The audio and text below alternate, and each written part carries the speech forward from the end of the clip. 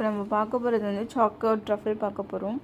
இது வந்துட்டு 1 kg whipping cream அதை எடுத்து கடாயில் போட்டுட்டு நல்லா லோ ஃப்ளேம்லேயே வந்துட்டு ஹீட் பண்ணணும். அது ஹீட் பண்ணும்போது உங்களுக்கு வந்து இந்த பால் நுர கட்டுற ஸ்டேஜ் அந்த டைமிங் அந்த மாதிரி வரும். அந்த டைமில் வந்துட்டு சாக்லேட் போடணும். சாக்லேட் வந்துட்டு 1 kg போடணும். அதை நல்லா பீஸாக கட் பண்ணி அந்த டைமில் பீஸாக கட் பண்ணி அதை போடணும்.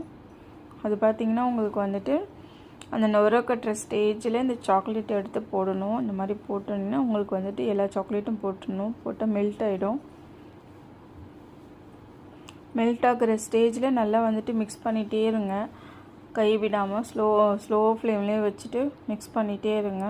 உங்களுக்கு வந்துட்டு சாக்லேட் ஃபுல்லாக மெல்ட் ஆகிடும். மெல்ட் ஆகிடுச்சு அப்படின்னா உங்களுக்கு வந்துட்டு இந்த கலர் கிடைக்கும். இந்த கலர் கடைஞ்ச உடனே லைட்டாக எல்லா சாக்லேட்டும் மெல்ட் ஆனதுக்கப்புறம் ஆஃப் பண்ணிவிடுங்க. ஆஃப் பண்ணிவிட்டு நீங்கள் ஃப்ரீசரில் இருக்கிறதுனால வைக்கலாம், இல்லை நார்மல் மோடில் கூட வைக்கலாம். ஒன் டே ஆற வச்சுட்டு யூஸ் பண்ணிங்கன்னா நல்லாயிருக்கும்.